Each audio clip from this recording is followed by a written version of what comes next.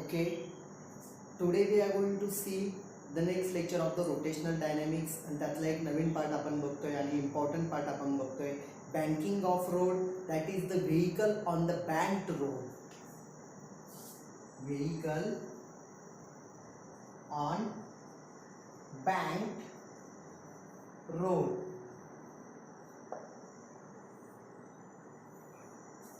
Exactly काय असतं हे बँकिंग ऑफ रोड काय असतं किंवा बँक रोड काय असतो बँक. ओके, हा बँक मीन्स म्हणजे आपली जी बँक असते ती बँक नाही आहे जी आपली डेली रुटीनमध्ये आपण बँक बनतो ते. बँक रोड म्हणजे काय असतं लक्षात घ्या. आपण काल जे बघितलं explanation, Wien the vehicle is on the circular track on the horizontal road. Horizontal road आहे त्याच्या सर्क्युलर ट्रॅकवरती होता. आता आपण काय बघणार आहे या ठिकाणी, Wien the vehicle is on the bank road. Bank road म्हणजे काय की या ठिकाणी जो सरफेस असतो, जर तुम्ही बघितलं काही काही ठिकाणी आपण जर का ड्राईव्ह केलं, घाटामधून जर का ड्राईव्ह करत असू तर त्यावेळेला आपल्याला जाणवतं की काही काही वेळेला लेफ्ट टर्न असेल, गाडी अशी लेफ्ट टर्न घेत असेल तर त्या ठिकाणी इलिव्हेशन असतं एका बाजूला, ठीक आहे ना. मग when there is some elevation of the outer edge with respect to inner edge. Inner edge तसाच आणि आउटर एज त्या ठिकाणी वरती गेलेला आहे. This tilt is nothing but the banking of road and the angle made by this road surface with the horizontal is called angle of banking. येते लक्षात. म्हणजे आपण काय केलेलं आहे, एखादा सरफेस जो आहे तो त्या ठिकाणी इलिव्हेट केलेला आहे, उंचवटा वरती असं इलिव्हेट केलेलं आहे, ठीक आहे. आणि सरफेस असा तयार झाला आहे तिरका, गाडी आली की अशी तिरकी जाणार त्याच्यावरून, ठीक आहे. काल आपण कशी बघितली, व्हेकल अशी हॉरिझॉन्टल सरफेसवरती, आता सरफेस असा तिरका झालेला आहे, गाडी आली का अशी तिरकी त्याच्यावरून जाणार. समजतंय. Vehicle on the bank road. बघू आपण या ठिकाणी एक्झॅक्टली त्याची डेफिनेशन काय.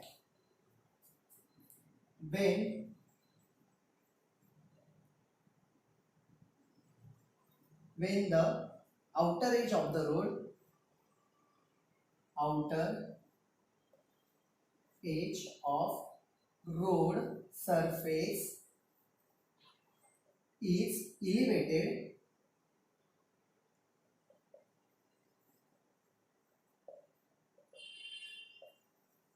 with respect to inner edge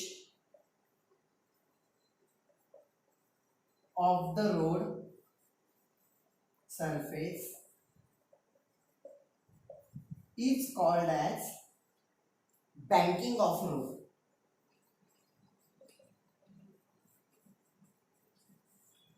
Okay, the angle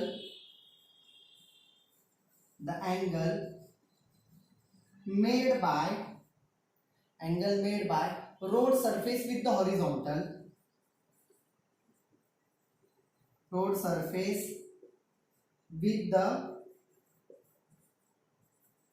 horizontal is called as angle of banking. Okay, त्याची एक डायग्राम दाखवतो तुम्हाला. बघा या ठिकाणी suppose this is the horizontal surface. हा आपला हॉरिझॉन्टल सरफेस आहे, ठीक आहे. या हॉरिझॉन्टल सरफेस वरती काय होतं, आपण जो रोड आहे त्याला आपण टिल्ट केलेला आहे. This is the inner edge, this is the outer edge, त्याला आपण इलिव्हेट केलेला आहे. This tilting is nothing but the, ही जी काही टिल्ट केलेलं आहे त्याला आपण काय म्हणतो, बँकिंग ऑफ रोड.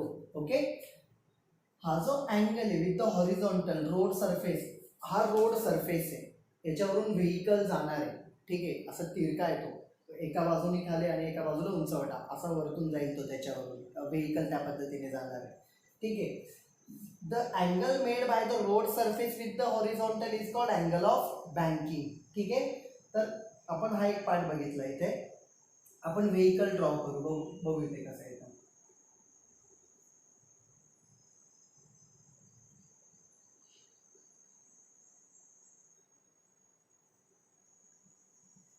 एक डायग्रामॅटिकल रिप्रेझेंटेशन आहे. व्हेकल आपण अशी दाखवली, या ठिकाणी दोन टायर्स आहेत त्याला, ठीक आहे.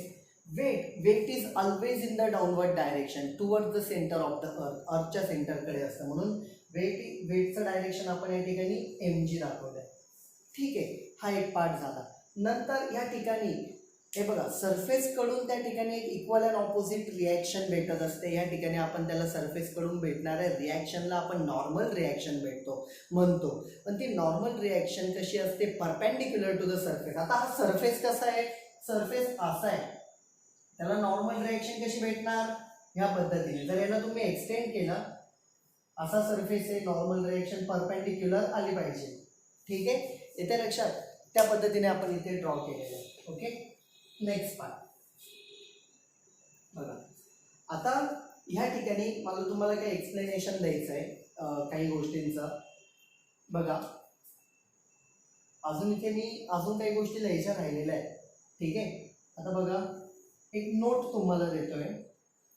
ही जी नोट आहे, इथे जी लिहितोय नोट, हे लिहिण्याच्या आधी ही नोट लिहिणं एक्सपेक्टेड आहे. ठीक आहे, ही जी नोट आहे it is from the second chapter of the 11th standard scalars and vectors.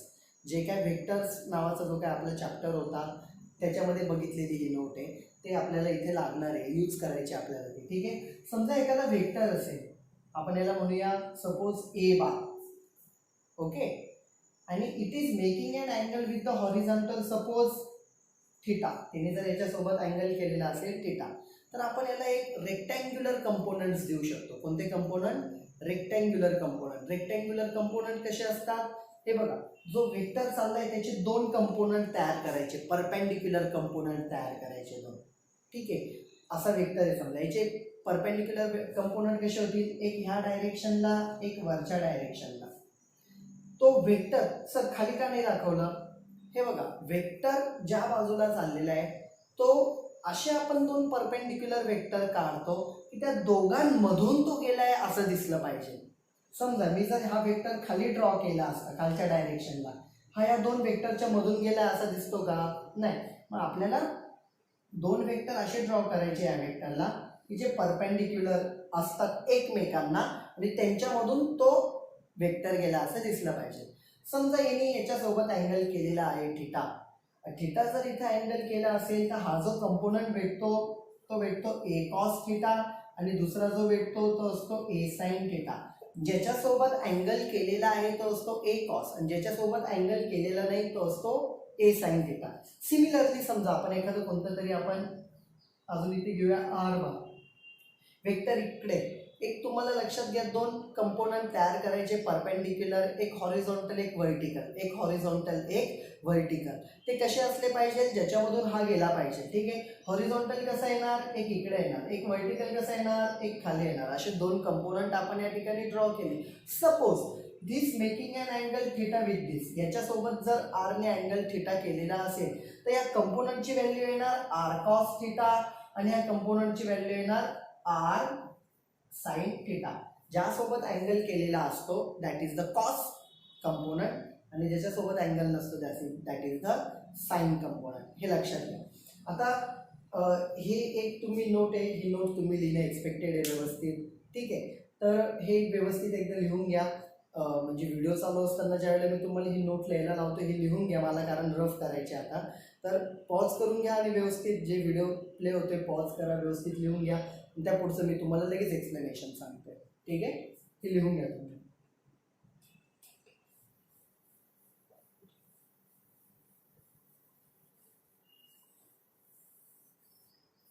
आता तीच सिमिलर कन्सेप्ट आपल्याला जवळपास इथे अप्लाय करायची. काय लक्षात घ्या, समजा या ठिकाणी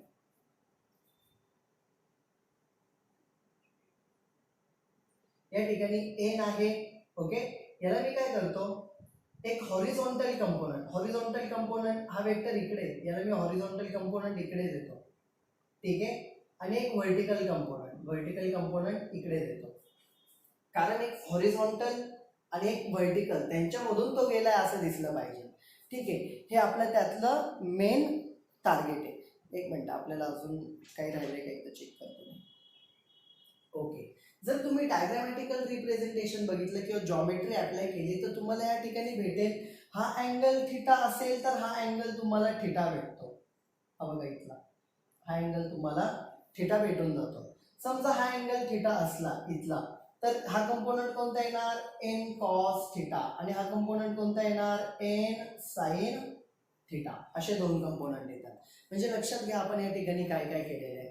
सगळ्यात पहिले या ठिकाणी टिल्ड दाखवलेला आहे, ठीक आहे. बँक रोड दाखवला, बँक रोड दाखवल्यानंतर इथं अँगल ऑफ बँकिंग आहे, theta is the angle of banking. या ठिकाणी ही व्हेकल आहे, व्हेकलचं या ठिकाणी आपण FBD काढलेली. इथं तुम्हाला सांगणार नाही याचा मिनिंग काय. FBD means free body diagram. FBD म्हणजे काय असतं, free body diagram. Free body diagram मध्ये काय असतं की त्या ठिकाणी जेवढे फोर्सेस ऍक्ट होत आहे, म्हणजे एखादी प्रोसेस चालू आहे त्याच्यामध्ये किती फोर्सेस आहे ते सगळेच्या सगळे फोर्सेस दाखवणं म्हणजे फ्री बॉडी डायग्राम. आपल्याला फोर्सेसची घेणं देणं आहे. त्या ठिकाणी ती गाडी व्हेकल कोणती आहे, मारुतीची आहे का मर्सिडीज आहे, त्याच्याशी आपल्याला काही घेणं देणं नाही. फोर्सेस कसे ऍक्ट होतात ते आपल्याला आता इथे बघायचं आहे फक्त, ठीक आहे. बरं, या ठिकाणी फोर्सेस कोणते कोणते, दोन मेन फोर्सेस आहेत, दोन सध्याच्या कंडिशनला. दोन मेन फोर्सेस कोणते, एक आहे त्या ठिकाणी डाऊनवर्ड डिरेक्शनला mg आणि एक आहे इकडे normal reaction from the surface, ठीक आहे. अजून एक असणार आहे टायरचा फ्रिक्शनल फोर्स, पण तो आता लगेच आपल्याला इथे बघायचा नाही, मला तो तुम्हाला नंतर सांगायचा आहे. पुढे जाऊन त्याचे स्पेशल केसेस आपल्याला बघायचे आहे. पहिलं आपण याच्यावरती एक डिस्कशन करणार आहे. चला, लेट इथे काय थिटा अँगल ऑफ बँकिंग, ठीक आहे. mg weight of the vehicle, okay. After that n normal reaction from the road, normal reaction एवढं लिहिलं तरी सफिशियंट आहे, ठीक आहे. n cos theta हे सांगणं गरजेचं आहे. This is the vertical component of the normal reaction, vertical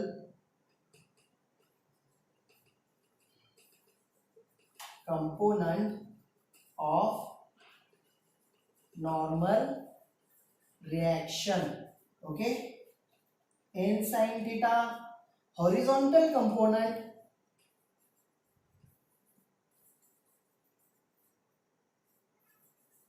of normal reaction, ठीक है. This is all about the what is the banking of road, what is the angle of banking. This is the diagrammatical representation, simple representation. अजून frictional force of the tyre आपण बघितलेलं नाही, ठीक आहे. ते आपण बघणार आहे, पुढे पुढे बघूया आपण, ठीक आहे. नंतर आता या डायग्राम मध्ये एक्झॅक्टली काय काय ते सांगणं गरजेचं आहे. जे पण आपण प्रोसेस करत असतो ते लिहिणं गरजेचं असतं, ठीक आहे. तर हा एक पार्ट आहे, एवढं लिहून घ्या, मग मी पुढचं तुम्हाला एक्सप्लेन करतो. राईट डाऊन दिस.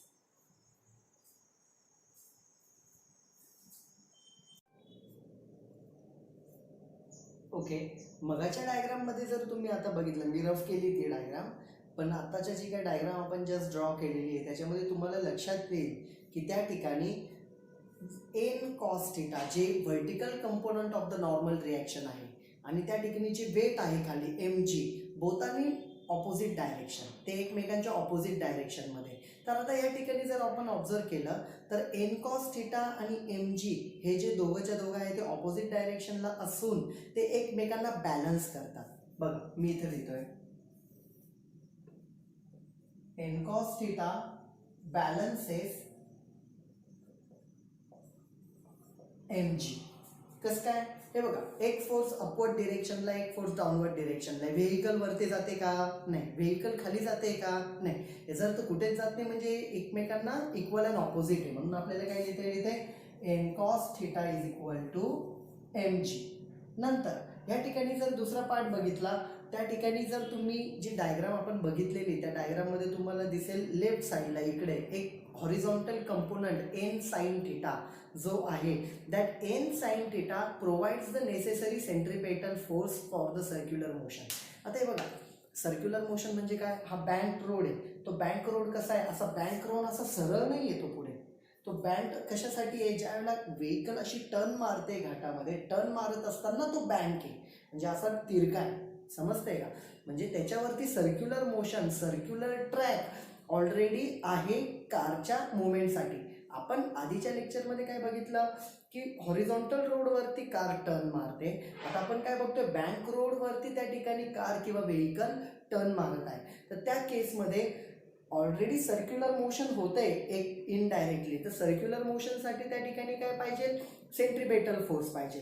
मग या ठिकाणी सेंट्रिपेटल फोर्स ह्या डायरेक्शनला एकच दिसतोय फक्त फोर्स, कोणता? N sine theta along the radius towards the centre, ह्या बाजूला. ठीक आहे. मग here N sine theta provides necessary centripetal force for the circular motion. ठीक आहे. आपण काय लिहिणार? n sin theta is equal to mv square upon r. Okay. बघा या ठिकाणी हा एक पार्ट, हा एक पार्ट, ह्या दोघांचा रेशो घेऊया. n sin theta upon n cos theta. This term divided by this term. Right side ला पण तेच mv square upon r upon mg. n will get cancelled. Sin by cos, here it is tan theta. Here it will be mn cancelled, v square upon rg. Okay, this is equation number 1. Here the velocity is most safe speed. Here v most safe speed. ठीक आहे. It is we can represent it by vs. कशाने पण लिहू शकतो आपण? v ला काय लिहू शकतो या ठिकाणी? v is equal to vs, that is the most safe speed.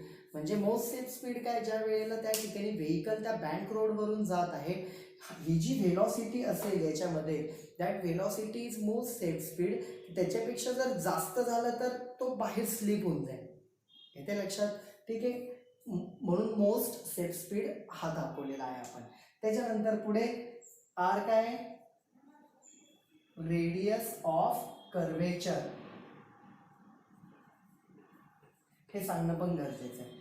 आणि थिटा तर आपल्याला माहितीच आहे. मग या ठिकाणी जर आपल्याला थिटा फाइंड आउट करायचा असेल तर थिटा कसा निघेल याच्यावरून? Therefore theta is equal to tan inverse of v square upon rg.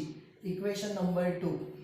बघा अँगल ऑफ बँकिंग थिटा कशा पद्धतीने भेटतो?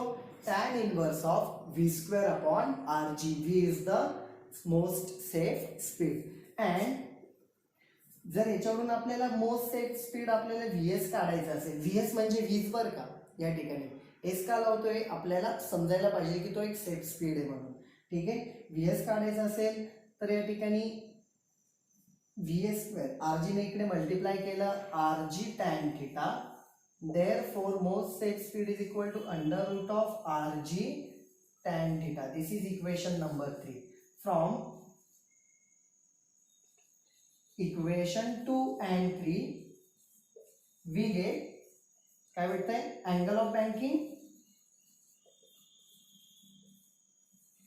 and most safe speed. कुठे? On bank road. Bank road. Okay.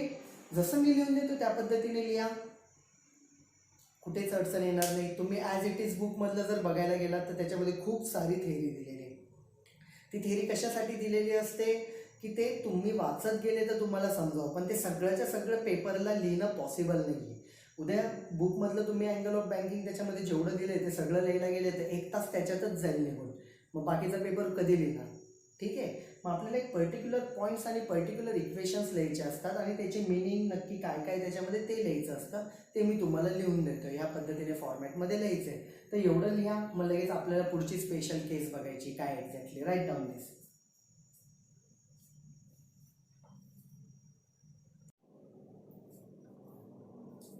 Okay. आता आपल्याला बघायचं आहे स्पेशल केस, स्पीड लिमिट. आता बँक रोडवरती जी काही व्हेकल जाते त्याला कमीत कमी किती स्पीड पाहिजे आणि मॅक्झिमम किती स्पीड पाहिजे याची आपल्याला त्या ठिकाणी हे बघा. आत्ता जो आपण फॉर्म्युला बघितला that is the most safe speed. तो सेफ स्पीड आहे. बँक रोडवरतून त्या स्पीडने गेलं तर ओके, नो प्रॉब्लेम. बट आपल्याला लोअर लिमिट आणि अप्पर लिमिट बघायची की कमीत कमी किती वेलॉसिटी पाहिजे आणि जास्तीत जास्त किती वेलॉसिटी पाहिजे. तर आपण बघू bank road with lower limit. A bank road with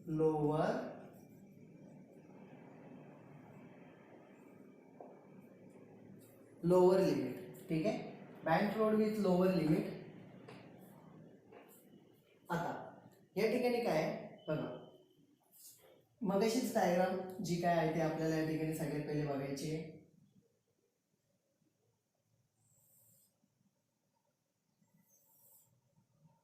Here it is theta.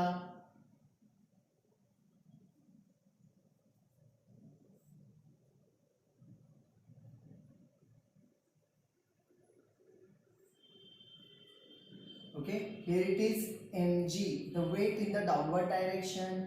Here it is n. Okay, here it is, there are two components of the n. If this is theta, this is theta, this should be n cos theta, and here it is n sin theta. आता ज्या वेळेला lower limit असेल तर lower limit साठी लक्षात घ्या, हे जे काय अप्पर साइडचे जे काही टायर्स असतात त्याच्यावरती फ्रिक्शनल फोर्स ऍक्ट होतो. कोणता force? Frictional force. Lower limit साठी त्या फ्रिक्शनल फोर्सची डायरेक्शन इकडे असते बघा, या डायरेक्शनला असते Fs. फ्रिक्शनल फोर्स आपण कालच बघितला होता, force of friction between the tyre and the road surface. ठीक आहे, कशासाठी? लोअर लिमिट साठी. ओके, तर मग आपण या ठिकाणी याला काय घेऊ? Fs लिहितोय त्याला, एक हॉरिझॉन्टल कंपोनंट आणि एक व्हर्टिकल कंपोनंट. समजा इफ दिस इज थीटा, तर हा थीटा येईल. जॉमेट्री बघायला समजा आपण इथे हा थीटा घेतला तर इथला अँगल किती असतो? थीटा. लाईकवाईज हा थीटा येईल. हा थीटा आला तर हा कंपोनंट काय येईल? Fs cos थीटा, आणि व्हर्टिकल काय येईल? Fs sin theta. ज्याच्यासोबत थीटा आहे that will be cos component, आणि ज्याला अँगल नाही that is the sine component. आणि Fs दोन्ही ठिकाणी द्यायचं. मग या ठिकाणी काय म्हटलं आपण? Fs horizontal component of frictional force. Frictional force. ठीक आहे, तो कोण आहे आपला? Fs cos theta and Fs sin theta. Vertical component of frictional force. Vertical component, horizontal component, हे आपण इथे त्यांची माहिती दिली. आता या ठिकाणी बघा, आपल्याला लोअर लिमिट साठी मी इथे तुम्हाला सांगितलं. आता ह्या केसमध्ये काय होतंय? हिअर बघा, आता आपल्याला बघायचं आहे मागच्या केसमध्ये किंवा मागच्या मोस्ट सेट स्पीडमध्ये हे फोर्सेस नव्हते फ्रिक्शनल फोर्सचे, फक्त एवढीच डायग्राम होती. आता एवढा पार्ट त्याच्यामध्ये ऍड झालेला आहे. त्यावेळेला आपण काय लिहिलं होतं? हे नसताना एन कॉस थीटा अपवर्ड डायरेक्शनला आहे, mg डाऊनवर्ड डायरेक्शनला आहे. ऑपोजिट डायरेक्शनला असल्यामुळे ते एकमेकांना कॅन्सल करतील आणि ते बॅलन्स राहील. गाडी वर पण जात नाही, खाली पण जात नाही, फोर्स ऍक्ट होत असेल, याचा अर्थ हे दोन्ही सेम पाहिजे, इक्वल अँड ऑपोजिट डायरेक्शनला. आता बघा या ठिकाणी आपल्याला काय लिहिता येईल? Total upward force. म्हणजे याचं काय आपण काय केलं होतं? Total upward force is equal to total downward force. आता इथे तेच बघू आपण, total upward force is equal to total, इकडे मी डाऊनवर्ड घेतो वाटलंच आधी, आणि इकडे अपवर्ड घेतो. ठीक आहे, हे असं लिहिलं नाही तरी चालेल, डायरेक्ट पुढचं इक्वेशन लिहिलं ते पण तुम्हाला समजावं म्हणून आपण लिहितोय. टोटल डाऊनवर्ड फोर्स, खालच्या बाजूला असलेले फोर्सेस कोणता आहे? mg फक्त. Okay, mg is equal to total upward force. मागच्या याच्यामध्ये फक्त n cos थीटा होता म्हणून आपण n cos theta is equal to mg लिहिलं होतं.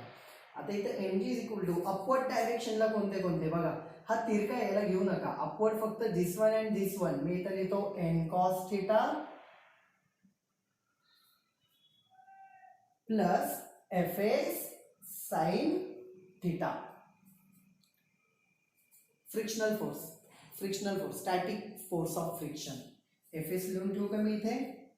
Fs म्हणजे काय? Static force of friction. Okay, ठीक. हा एक पार्ट झाला. याला इक्वेशन 1 म्हणूया. आता इक्वेशन आय थिंक किती झालेत आपले, 3 झाले. याला इक्वेशन नंबर 4 म्हणू. ठीक आहे. आता हा एक पार्ट झाला. त्यानंतर आपल्याला काय म्हणायचंय, नेक्स्ट इक्वेशन आपण बघू. Here mv²/r. आता आपण काही पार्ट बघ, म्हणजे स्पेशल केस बघतोय. Bank road on the lower limit for the lower limit, म्हणजे bank road for the lower limit काय, वेलॉसिटीची, आणि एक आपल्याला बघायची अप्पर लिमिटची वेलॉसिटी. एक लोअर लिमिटची वेलॉसिटी, एक अप्पर लिमिटची. मग एकाला म्हणूया आपण v1, एकाला म्हणू v2. म्हणजे मिनिमम वेलॉसिटी ही v1 आणि मॅक्झिमम v2 ती आपण पुढे बघूया. आता बघा, mv²/r सेंट्रिपेटल फोर्स ह्या डायरेक्शनला असतो. आता हॉरिझॉन्टल फोर्सेस कोणते कोणते, एक आहे n sin थिटा आणि एक आहे fs cos थिटा. पण both are in opposite direction. समजा या ठिकाणी इकडे जो फोर्स आहे तो 20 न्यूटन आहे, समजा 20 न्यूटन आहे, आणि तिकडे जो आहे fs cos थिटा तो समजा एक आपण धरू की 5 न्यूटन आहे. इकडे 20 तो 5, एकमेकांना मायनस करतील. 20 मधून 5 गेले, 15 उरला, पण ह्याच डायरेक्शनला, कारण हा मोठा आहे. हा मोठा कसं काय सर, तो लहान कसं काय, कारण सर्क्युलर टर्न मारतोय म्हणजे ह्या बाजूचा फोर्स जास्तच असणार, सेंट्रिपेटल. ठीक आहे. मग या ठिकाणी काय झाला, ह्या दोघांचं n sin theta fs cos theta opposite डायरेक्शनला आहे, ते कॅन्सल, म्हणजे एकमेकांना सबट्रॅक्ट करतील, आणि रिमेनिंग जो फोर्स आहे that is the centripetal force along the radius toward the centre. म्हणून गाडी अशी टर्न मारू शकते बँक रोडला. Okay, this is equation number 5. बघा आता आपण काय करूया, v1 तुम्हाला फाइंड आउट करायचा आहे. Dividing equation 5 by 4. mv²/r divided by mg is equal to n sin theta minus fs cos theta divided by, ठीक है, this term divided by n cos theta plus fs sin theta. Okay. आता त्यानंतर mn cancel, मी आता इथे कॅन्सलेशनचे sine नाही करत. v1²/r into जी होऊन जाणार, कारण डिनोमिनेटर एकमेकांना मल्टिप्लाय करतील. mgr होईल, mn कॅन्सल, v1²/rg इतकीच टर्म होईल, which is equal to n sin theta minus fs cos theta divided by n cos theta plus इथे sin थिटा. fs मी काय लिहितो, म्यू s इंटू n. कालच बघितलं आपण, हा काय mu S into N. Static frictional force is coefficient of static friction into N असं असतं. मग ती व्हॅल्यू आपण तिथे पुटअप करून घेतली. ठीक आहे. हा एक पार्ट. आता अजून कॅल्क्युलेशन बाकी पुढचं. तुम्ही काय करा, फक्त व्हिडिओ पॉज करून ही डायग्राम आणि इकडचा पार्ट तुम्ही एवढा पार्ट लिहून घ्या. मला तिकडचं रेफरन्ससाठी लागणार आहे, त्यामुळं एवढं तुम्ही लिहून घ्या. म्हणजे म्हणजे इकडचाच पार्ट एवढं तुम्ही लिहून घ्या. मी आता रफ करणार आहे. ठीक आहे.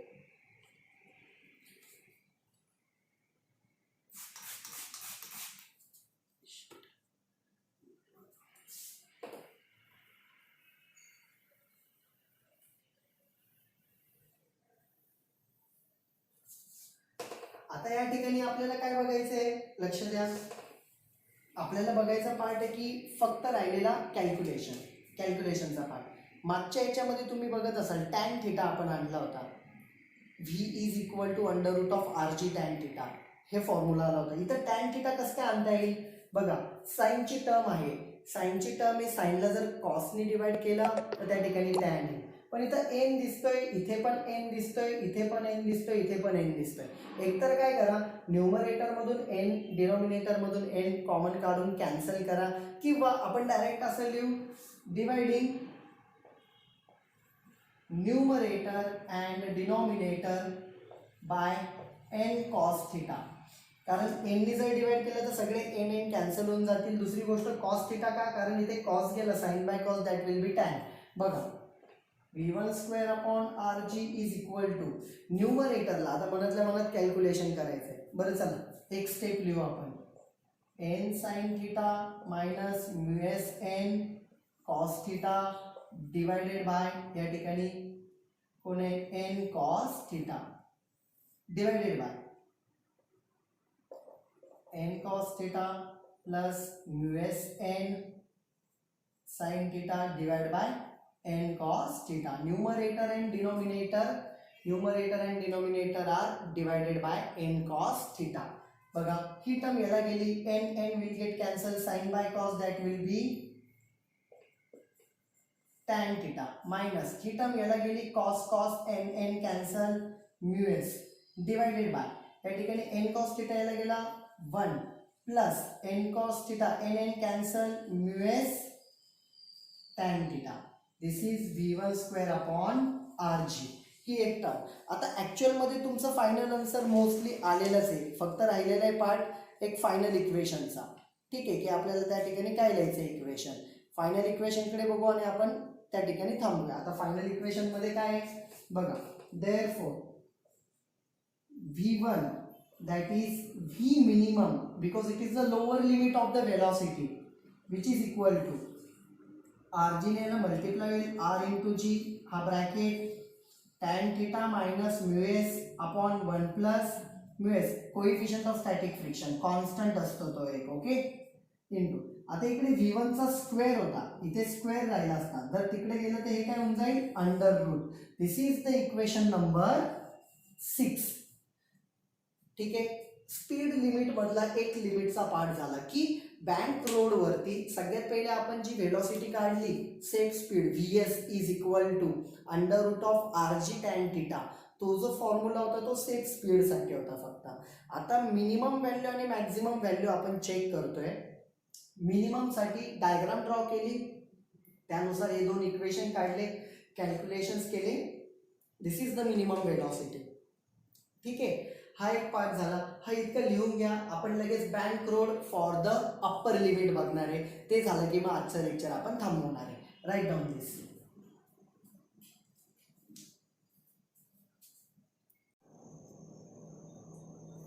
ओके आता आपल्याला बी पार्ट बघायचा आहे या ठिकाणी. Bank road for upper limit.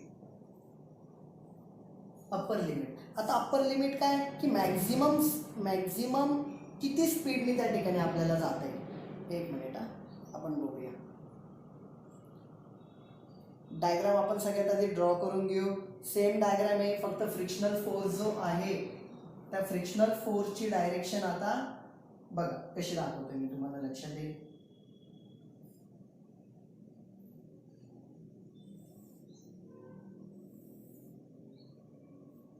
Here it is theta, angle of banking. This is the road surface.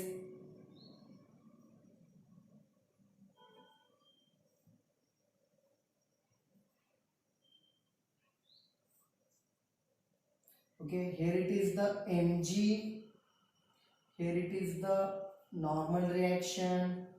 Here it is the vertical and horizontal.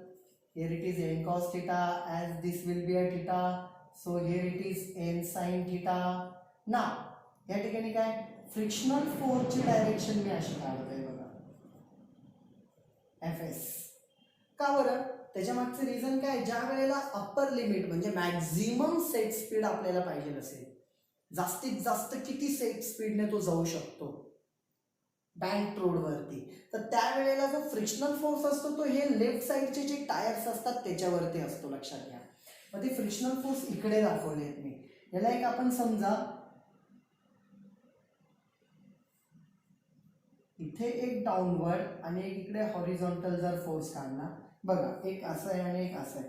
हा थिटा असला तर हा थिटा येणार म्हणून इथे मी थिटा लिहितो. ओके हा थिटा अँगल आला तर हे काय येणार Fs cos थिटा आणि हा काय येणार इकडे देतो mg. हा काय येणार Fs साइन थिटा.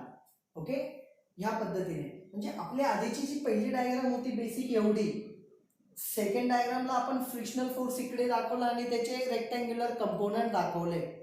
आता फ्रिक्शनल फोर्स इथे आणि त्याचे रेक्टँग्युलर कंपोनंट दाखवले. एफ एस ऑलरेडी काय ते लिहिलेले आहे, मी फक्त इथे काय लिहितो, F S cos theta and F S sine theta.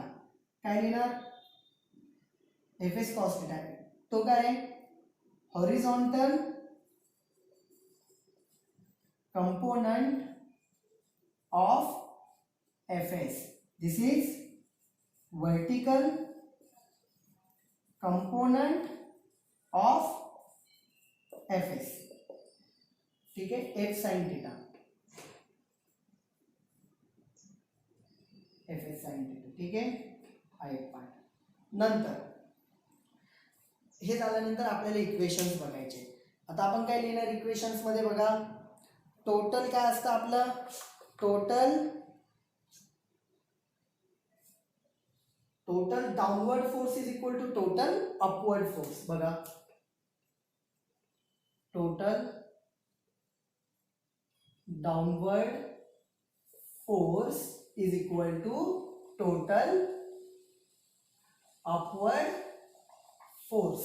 ठीक आहे, what is the total downward force.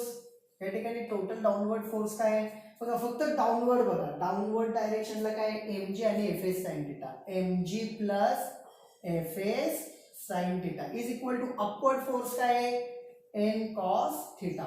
आपल्याला एका साईडला फक्त एम जी लिहिण्याची सवय आहे, मग आपली ही जी टर्म आहे ती राईट साईडला आपण त्या ठिकाणी मूव्ह करून देऊ. राईट साईडला जर शिफ्ट झाली तर F S sine theta will be there. This is the equation number, I think जे काय पुढचं इक्वेशन कितवं झालं होतं ते 5 6 आय थिंक 7 नंबरचं इक्वेशन असेल मला वाटतं.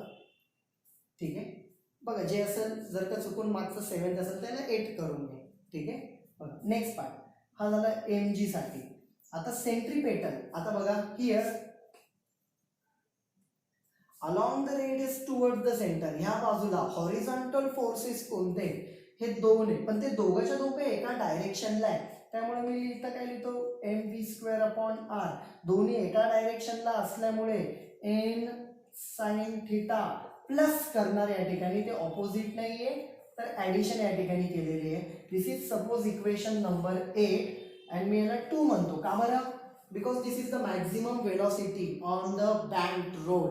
ठीक आहे, नेहमीप्रमाणे रेशो डिवायडिंग इक्वेशन 8/7 याला डिवाइड करून घेऊ. M V two square upon R divided by M G, याला डिवाइड म्हणजे N sine theta plus F S cos theta divided by N cos theta minus F S sine theta. M N cancel, v2 square upon R G is equal to N sine theta plus this is mu S N cos theta divided by N cos theta minus mu S N sine theta. इथे परत लिहायची गरज नाही, F S is equal to mu S N coefficient of static friction into N, ते लिहिण्याची गरज नाही, ते ऑलरेडी सांगितलेलं आहे. तर मला कॅल्क्युलेशन लेट करायला जागा नाही, हा पार्ट रफ करायचा आहे. ही डायग्राम आणि हा पार्ट इथलं तुम्ही व्हिडिओ पॉज करून त्या ठिकाणी लिहून घ्या व्यवस्थित. ठीक आहे, व्हिडिओ बघताना 480 पिक्सलवरती बघायचं विसरू नका. ठीक आहे,